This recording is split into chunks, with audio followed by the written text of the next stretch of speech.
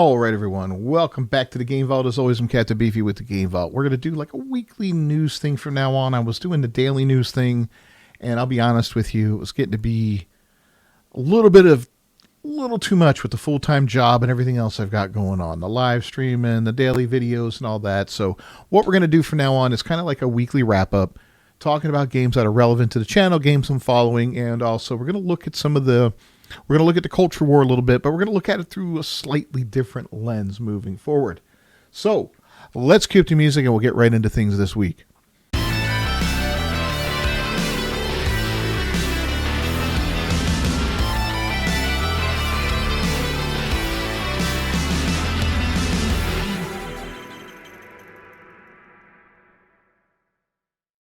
All right, so the first game we're going to talk about this week is Palworld. Now, Palworld is a game that when I first saw it advertised, well, not advertised even, I first saw it, I think it was Syntag brought it to my attention on YouTube. I'm a big fan of his from the ARC videos that he does.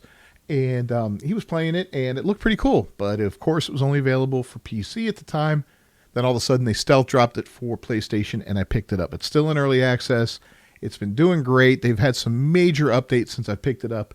And the latest one, the 0.5 update, added crossplay across all platforms, blueprint upgrading, photo mode, and a lot more.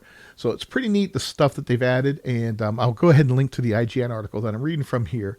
But they've added some great stuff. A transmog system, kind of like you see, I think World of Warcraft was one of the first games to really make that a major thing, where you can change the look of your armor based off anything that you own, so you can look cool but have the best stats that you want. You may have a really good armor set that you don't like the look of.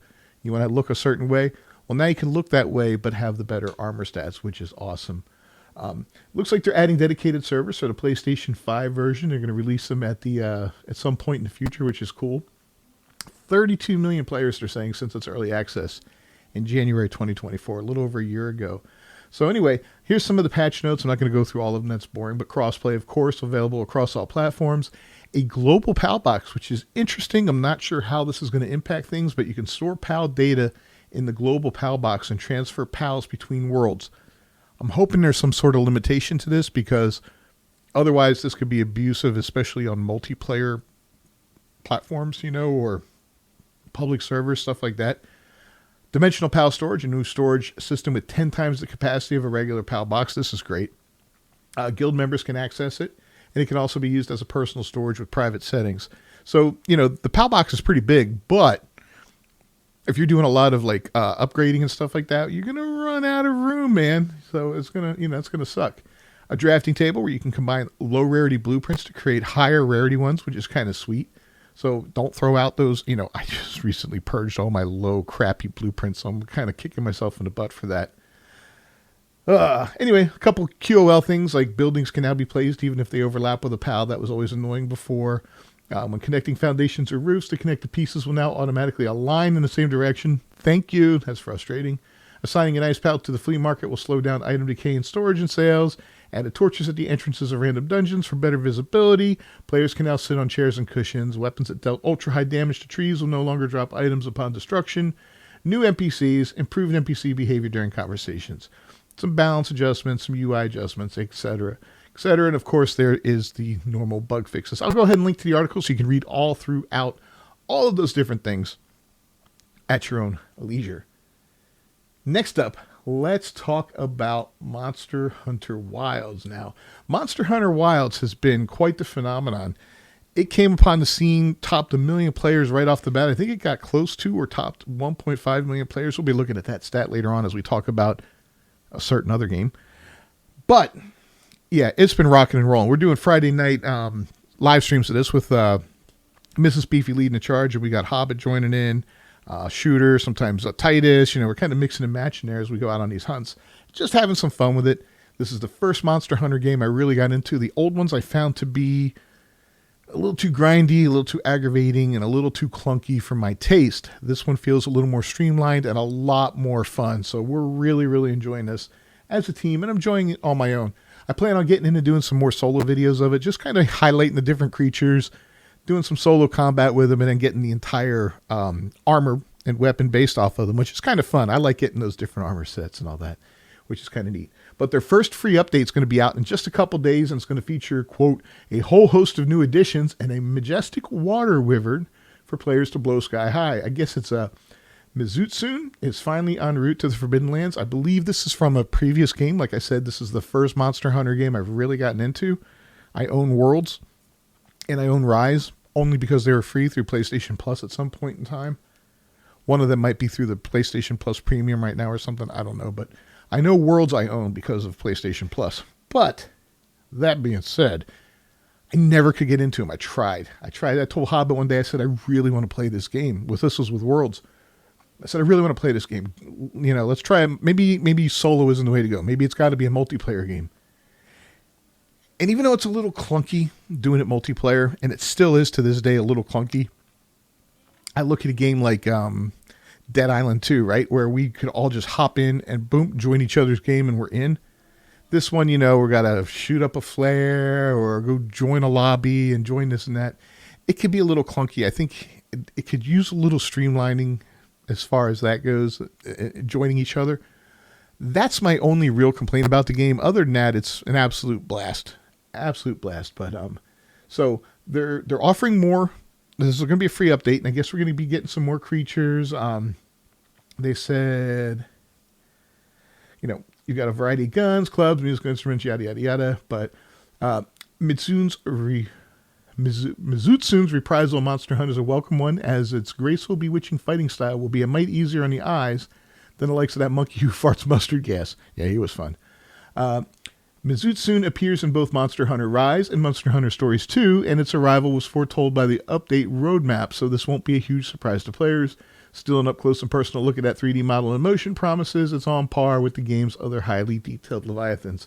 And it is a pretty-looking creature, so absolutely looking forward to that, and absolutely looking forward to some new creatures coming on down the line.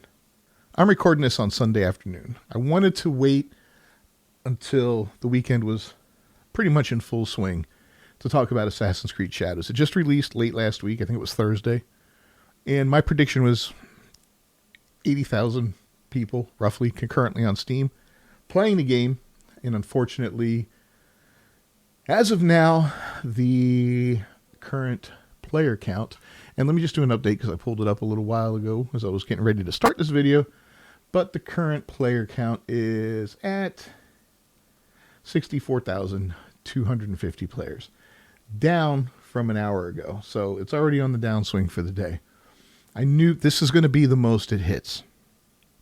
I don't see this game topping this number. The opening weekend of a single player game is usually as big as it gets, unless there's some amazing update or something like that that brings in millions of players. This is it. Now, Ubisoft claimed 1 million players already bought the game or already played the game or something like that. I don't see how. Now, granted, this is Steam. This is a Steam number only. There are PlayStation players playing it, and there are Xbox players playing it. And people are going to say, well, you can't base everything off a Steam chart number. I get it. I can't.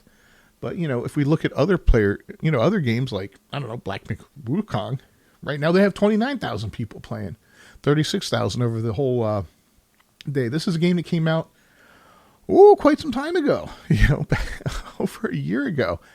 But quite some time ago.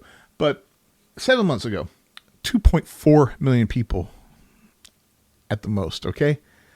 That's a huge difference in numbers between, Assassin's Creed Shadows and Black Myth Wukong. And then let's look at a current game, Monster Hunter Wilds. Right now, 347,000 players. 1.3 million 22 days ago. This one came out. So, and these are games that are multi-platform games and all that. If Assassin's Creed Shadows was doing better, that number would be higher on Steam no matter what. Okay, I don't care what you say. I don't care if it's on Game Pass day one. I don't care if it's being played by more console players, whatever. That number would be higher. This game has really, really been mired in controversy from the beginning. And one day we'll talk about that in a big, big video that just kind of goes through everything that went wrong with this. Let's just say Ubisoft, I think, is in trouble. Well, we know Ubisoft's in trouble. And I have a feeling this is going to be the nail in the coffin. And Ubisoft's going to end up buried in 2025. And we're going to see them sold to Tencent or something big is going to happen that's going to tear this company apart. Maybe they're going to have to get rid of some big IP, something like that. I've been calling it all along. The latest thing upon the release of this game that really caused quite a bit of controversy was a couple goofy things. We'll go into the culture war here for a minute.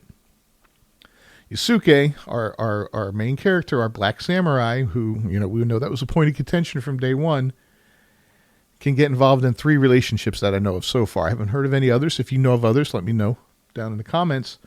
1 is a gay relationship with another man.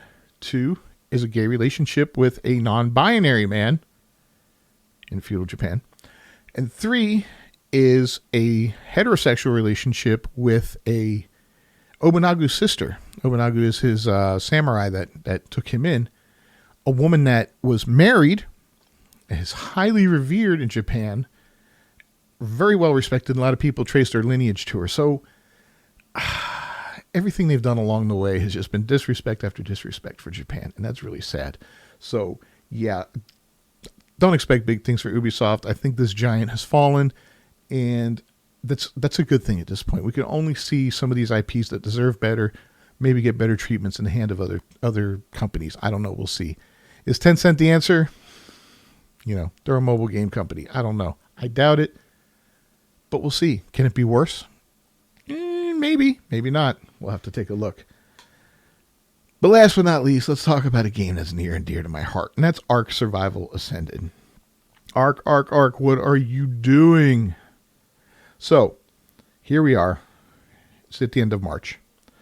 There is one more weekend coming up before March is over. One more community crunch.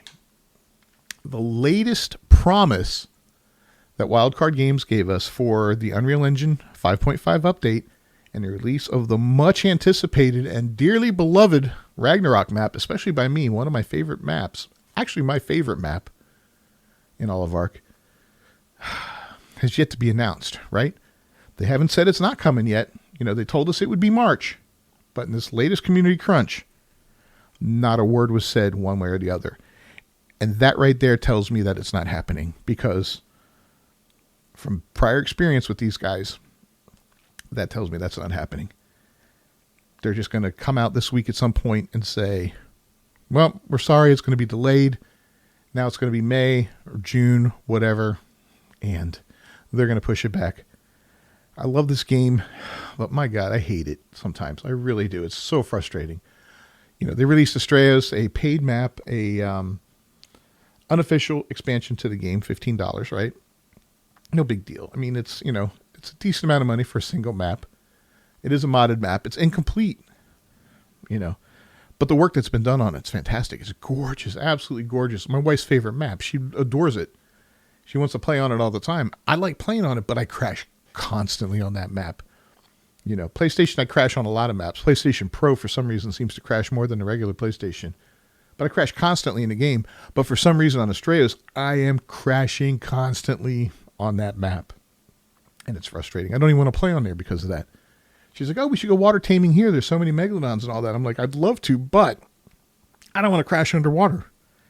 So if I crash underwater, I'm going to drown. I'm going to get eaten by megalodons, whatever. Something's going to happen. I'm going to lose all my crap, and it's just going to be frustrating and aggravating. And that kills the experience every single time. It really does. It's one thing to die because you made a mistake, you misjudged something, you got overpowered, whatever. It's another thing to die because you were flying and the game crashed and you fell into lava. That's aggravating. So, yeah. So there's no update for the 5.5 Unreal Engine update. No word of that at all. No word on Ragnarok. A couple weeks ago, they had some major DDoS attacks on their servers. In the community crunch that week, they talked about a $15 skin pack. It featured skins that we had already gotten for free, but then suddenly they pulled back and took away from us from the animated series. So this week, instead of talking about the 5.5 Unreal Engine update and the Ragnarok map, which we're supposed to be getting for free, they talk about Lost Colony, which is a new map that's going to be coming out later this year. They talk about how we can start pre-ordering it in June. Yay! It's going to be a whole new experience. They released a trailer for it, by the way.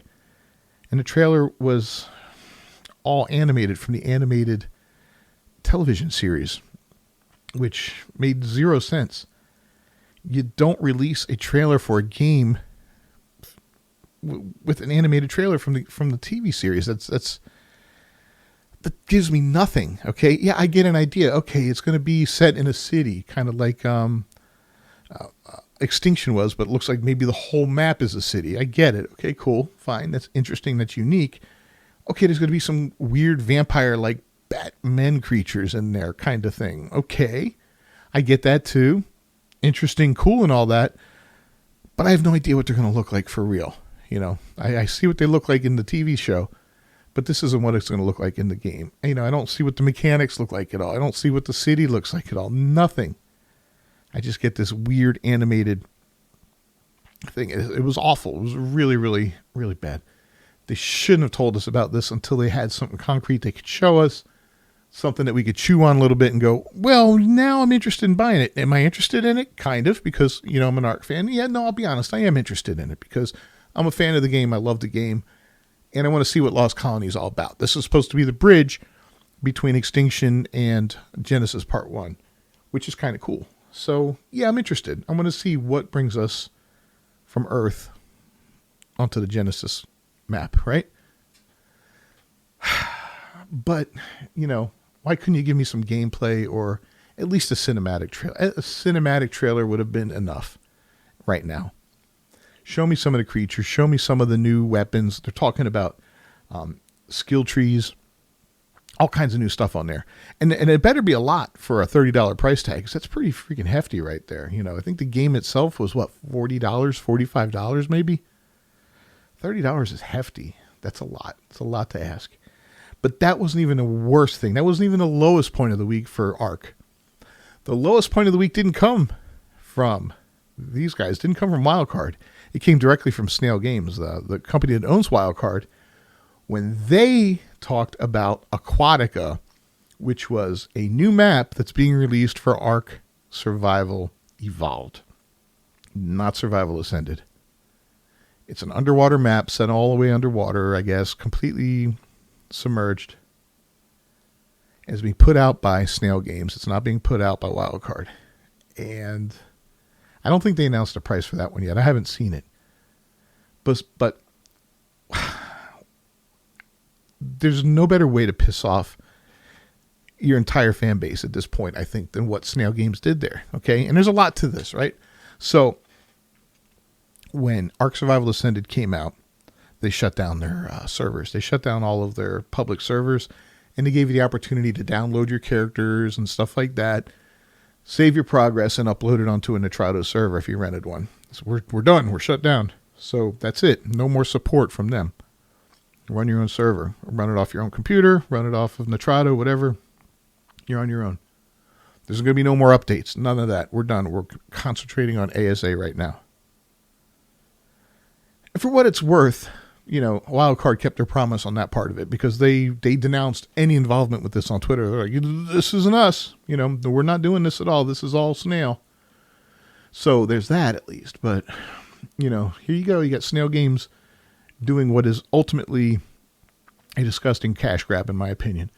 Now, from what it looks like there's a lot of assets in this game that are directly ripped from the failed pirate game Atlas, which was kind of based off of ARK. I think it was originally a mod for ARK or something that a developer was building based off of ARK. I don't know the exact story behind it, but the game did come out and it was unplayable, I think, upon release, and it just failed, and Snail Games just let it die. You know, just, whatever, we let it die. So I don't even know if they refunded anybody, whatever, but I remember it didn't last long out there. And it's a shame, because the game had some really cool potential to it. And we've seen those assets pop up from time to time in mods and stuff like that. I think in the mod for Astraeus, if you get the Fantastic Creature mod for that one that features the seahorse and all that, I think the seahorse comes from that game. But yeah, it looks like they're reusing assets from that and whatever. And then they made a trailer for it. And the trailer was done with AI, 100% with AI. And you could tell. You know, you could tell. The voiceover was like that cheap, cheesy voiceover, that AI voice. The art of it, the way it looked, it was like, you could tell it was like a Temu version of ARK. You know, you could tell it was not gameplay at all. It was not ripped from the game. It was AI's version of ARK. You know, even though there was a shot of of your character shooting the harpoon gun, and he had 3 hands. You know, just little things like that. An octopus without the right amount of tentacles, just the way things move, the way the character rode what looked to be like a shark or something like that. But there's no creature like that in the game. Maybe there is in this new one. I don't know, but it looks so cheap. It looked so bad. It looked awful.